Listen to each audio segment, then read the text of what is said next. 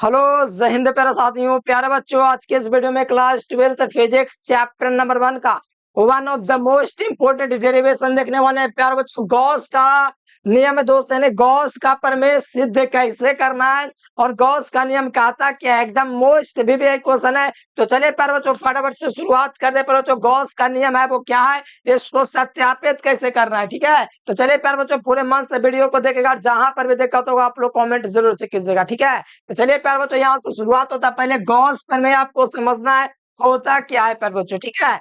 पहले गॉस प्रमेय समझ जाओ क्या होता है। देखो, गॉस प्रमेय का मतलब प्यारे बच्चों है कि किसी प्रकार के घिरे हुए बांध तल से संबंध, ध्यान देना प्यार बच्चों, गॉस प्रमेय है क्या। तो देखो, किसी भी प्रकार के घिरे हुए बांध तल होना चाहिए, कैसे भी तल होना चाहिए, वो घिरा होना चाहिए। मान लो ये बांध तल है, अगर आपको लग रहा है कि गोल नहीं, आप लोग किसी भी प्रकार का बस बस बांध तल ले लो। जरूरी नहीं कि एकदम पूरा गोले हो, ये भी जरूरी नहीं कि एकदम पूरा टेढ़ा भी हो, किसी भी प्रकार का वे आप लोग प्यार बच्चों तल ले लो, ठीक है।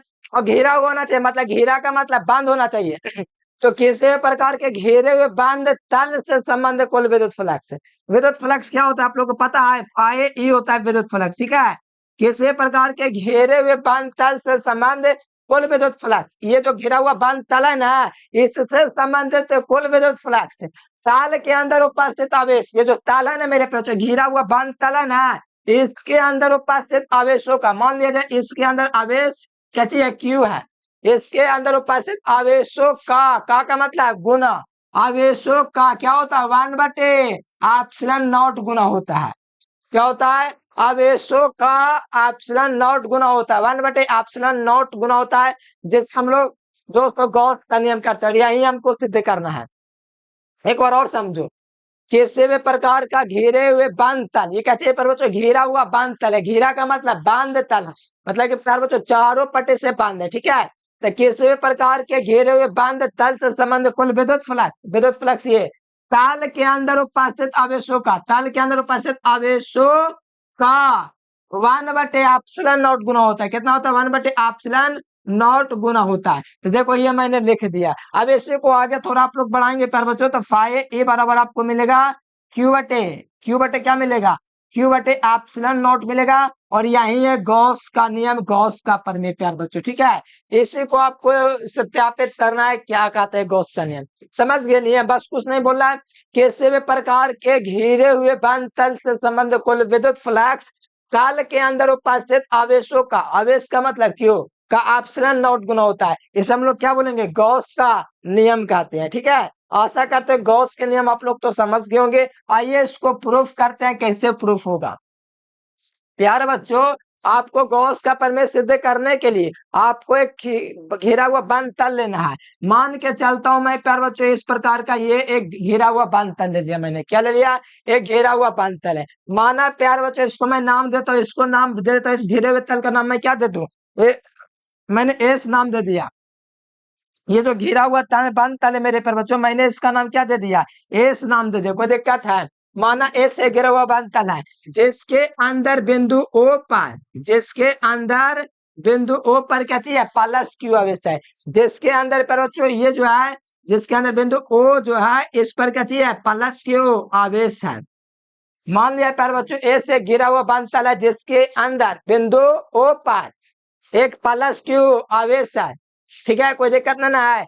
इस ताल में आल्प क्षेत्र में एक बिंदु क्या चाहिए पर बच्चों, आल्प क्षेत्र में एक बिंदु पी है। ध्यान दो, मैं मान के चलता हूं ये प्यार बच्चों एक क्या है, आल्प क्षेत्र है। ध्यान देना, यहाँ पर ये प्यार बच्चों जो है ना, यहाँ से लेके यहाँ तक ये आल्प क्षेत्र है। क्या चाहिए पर बच्चों, ये आपका आल्प क्षेत्र है, मान के चलो ये आल्प क्षेत्र है। यही आल्प क्षेत्र के द्वारा ना गोले के, यानी कि ये जो आल्प क्षेत्र है, ये जो है पर बच्चों, इस जो ताल है ना, इसके केंद्र पर एक कोण बनाता है, जिसे हम लोग घन कोण बोलते हैं।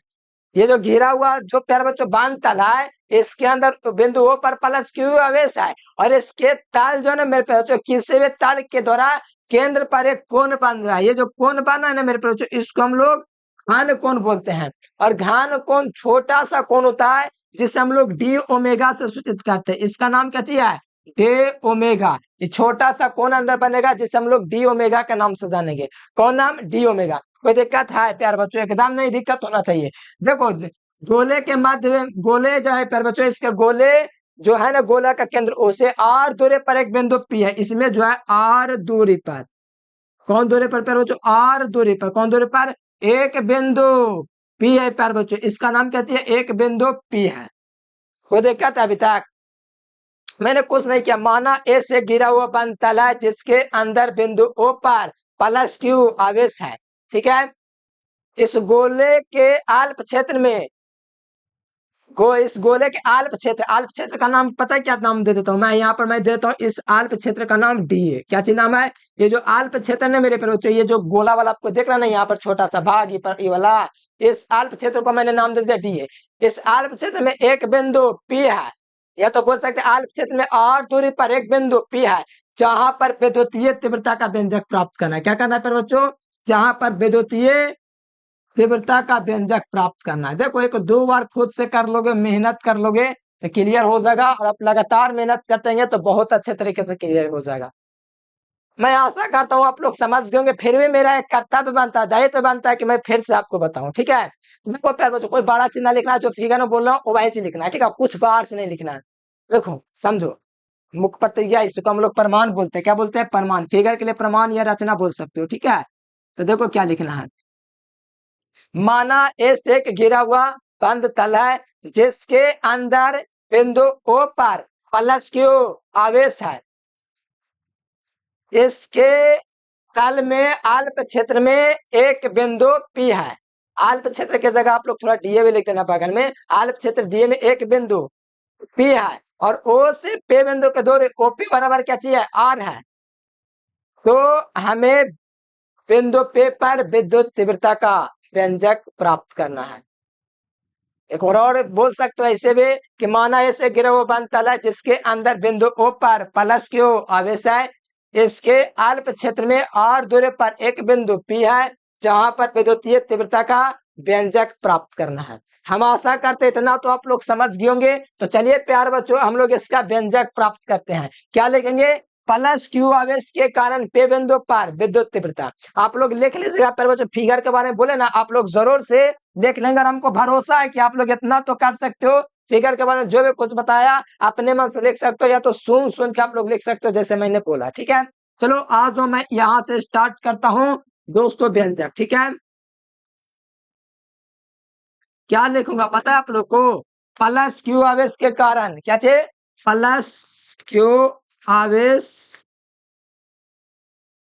प्लस क्यू आवेश के कारण, प्लस क्यू आवेश के कारण पे बिंदु पर विद्युत तीव्रता, पे बिंदु पर विद्युत तीव्रता। देखो प्लस क्यू आवेश के कारण पे बिंदु पर विद्युत तीव्रता का फार्मूला क्या होगा प्यारे बच्चों, बताओ। प्लस क्यू आवेश है तो इसके कारण पे बिंदु पर जो विद्युत तीव्रता होगा मेरे प्यारे बच्चों, आप लोग थोड़ा ध्यान रखिएगा, बहुत इंपॉर्टेंट चीज है, ठीक है। ए बराबर विद्युत तीव्रता का फार्मूला हो जाएगा E बराबर 1/4 पाई एप्सिलॉन नॉट, क्या चल जाएगा प्यारे बच्चों, 1/4 pi epsilon not into Q बटे आर स्क्वायर। ये प्यारे बच्चों विद्युत तीव्रता का फार्मूला हो जाएगा, ठीक है। ध्यान रखना प्यारे बच्चों, विद्युत तीव्रता का ये फार्मूला हो जाएगा, एकदम इंपॉर्टेंट फार्मूला, ठीक है। प्लस क्यू आवेश के कारण पे बिंदु पर जो विद्युत तीव्रता है मेरे प्यारे बच्चों ये हो जाएगा, ठीक है। इसमें किसी को दिक्कत है बताओ। मैंने चला प्लस क्यू आवेश के कारण पी बिंदु पर विद्युत तीव्रता, प्लस क्यू आवेश के कारण पी बिंदु पर विद्युत तीव्रता, तो ये फार्मूला ये निकला प्यारे बच्चों, ई बराबर 1/4 पाई एप्सिलॉन नॉट क्यू बटे आर स्क्वायर। ये फार्मूला होता है प्यारे बच्चों, क्या होता है, फॉर्मूला, जो कि आपको याद रखना चाहिए, ठीक है। प्लस क्यू आवेश के कारण पी बिंदु पर आपको याद रखना पड़ेगा। फिर दूसरा स्टेप चला जाता है कि अल्प क्षेत्र डीए से संबंध गोलक विद्युत फ्लक्स, उससे पहले अल्प क्षेत्र डीए के द्वारा केंद्र ओ पर बना घनकोण। प्यारे बच्चों, अल्प क्षेत्र डीए के द्वारा केंद्र O पर क्या बन रहा है, घन कोण बन रहा है डी ओमेगा, उसको क्या बोलते हैं, घन कोण। तो वही दूसरा स्टेप में आपको करना है। दूसरा स्टेप क्या करना है तो ध्यान दो, आप क्या लिखेंगे, अल्प क्षेत्र डीए के द्वारा, अल्प क्षेत्र डीए के द्वारा, अल्प क्षेत्र डीए के द्वारा, क्या प्यारे बच्चों, अल्प क्षेत्र डीए के द्वारा केंद्र O पर बनाया गया घनकोण,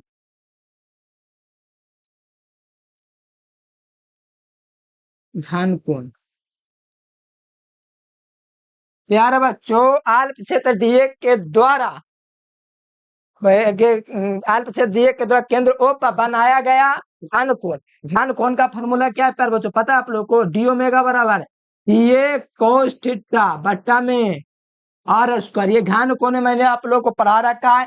डीए कोस थीटा बट्टा में आर स्क्वायर, ये क्या है? तो प्यारे बच्चों, ये जो अल्प क्षेत्र डीए है उसके द्वारा केंद्र पर जो कोण बन रहा है उसको हम लोग डीए, डीए मतलब अल्प क्षेत्र के द्वारा आर दूरी पर कोण बन रहा है, और इसमें एक थीटा होता है। प्यारे बच्चों, यहाँ पर आपका कुछ मान है तो लिख लेना, क्योंकि यहाँ पर कुछ ना कुछ थीटा डिग्री का कोण बनता है जरूरत लिखना, नहीं तो कोई दिक्कत नहीं है। तो ये अल्प क्षेत्र डीए के द्वारा केंद्र ओ पर बनाया गया घन कोण है। इतना करने के बाद अब आपको लिखना है अल्प क्षेत्र डीए से संबंधित कुल विद्युत फ्लक्स। आप क्या लिखेंगे? अल्प क्षेत्र डीए से संबंध कुल विद्युत फ्लक्स। आप चाहे पर बच्चों तो स्क्रीनशॉट कर लीजिए ताकि आगे के लिए आपको बेहतर हो जाए। आप क्या लिखेंगे? अल्प क्षेत्र डीए से गुजरने वाला कुल विद्युत फ्लक्स। अल्प क्षेत्र डीए है ना मेरे पर, ये वाला डीए, ये वाला जो क्षेत्र है ना, ध्यान दो, ये वाला क्षेत्र को हम लोग बोलेंगे अल्प क्षेत्र डीए। ठीक है, ध्यान दो, ये वाला क्षेत्र ना इसको हम लोग बोलते हैं अल्प क्षेत्र डीए। ठीक है, कोई दिक्कत नहीं ना है, इसको बोलते हैं अल्प क्षेत्र। तो यहां से क्या लिखेंगे आगे? अल्प क्षेत्र डीए से गुजरने वाला विद्युत फ्लक्स, गुजरने वाला विद्युत फ्लक्स।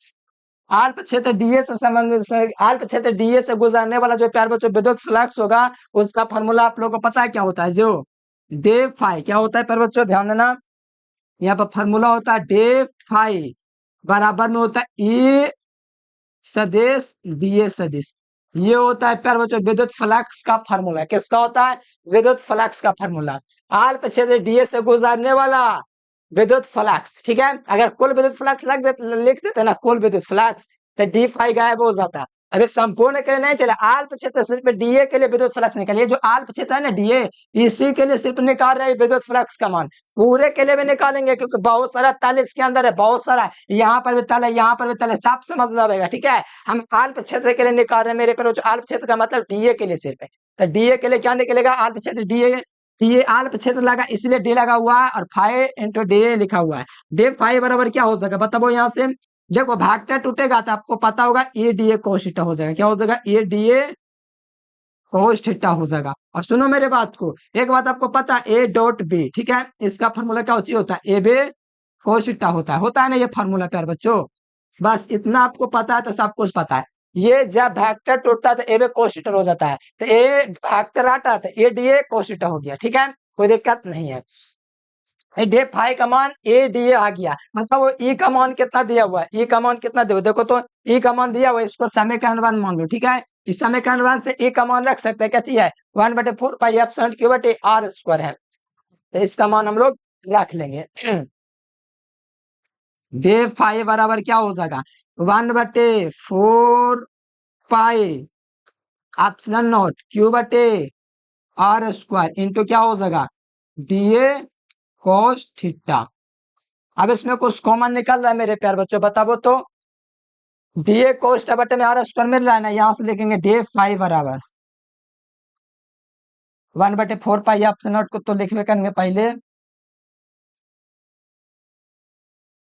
और क्या बात है प्यार बच्चों? डी ए कोस थीटा बट्टा में आर स्क्वायर, इसका मान कितना दिया हुआ है? देखो प्यार बच्चों खोज के, डी ए कोस थीटा बट्टा में आर स्क्वायर किसका मान है? देखो यहाँ से डी ए कोस थीटा बट्टा में आर स्क्वायर किसका मान है? डी ओमेगा का मान है। तो इस डी ओमेगा का मान रख सकते हैं, इसे बताओ, इसमें डी ओमेगा का मान रख सकते हैं ना, तो यहाँ पर लिख देंगे डी फाइव बराबर 1/4 pi epsilon not into Q, और यहाँ पर डी ओमेगा लगा देंगे। क्यों? क्योंकि डी ओमेगा का मान कितना होता है प्यार बच्चों? अभी हम आपको बताएं, डी ओमेगा का मान होता है प्यार बच्चों डी ए कोस थीटा बट्टा में आर स्क्वायर, ये मान होता है प्यार बच्चों। इतना अगर आप समझ जाते हैं प्यार बच्चों तो आसानी से आप लोग कर सकते हो। यहाँ पर थोड़ा सा आपको अब काम करने के रह गया। ठीक है, ये ओमेगा का, आप चाहे तो क्यू को आगे भी लिख सकते हैं, इसमें कोई दिक्कत नहीं है। ठीक है, अब यहाँ पर प्यार बच्चों अब यहाँ पर संपूर्ण पृष्ठ के लिए चलेंगे, यहाँ अल्प क्षेत्र के लिए निकल गया। आप देखो एकदम शॉर्ट में तुरंत हो जाएगा। अब ये काम हो गया।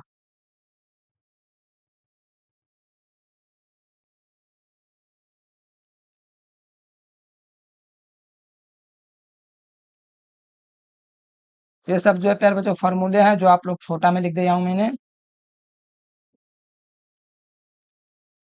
अब देखो यहाँ पर चल दूंगा प्यारे बच्चों, क्या कर चलूंगा, अब यहाँ पर ध्यान दो। अब यहाँ पर चल देता हूँ संपूर्ण पृष्ठ से संबंध विद्युत फ्लक्स। संपूर्ण पृष्ठ से चलूंगा,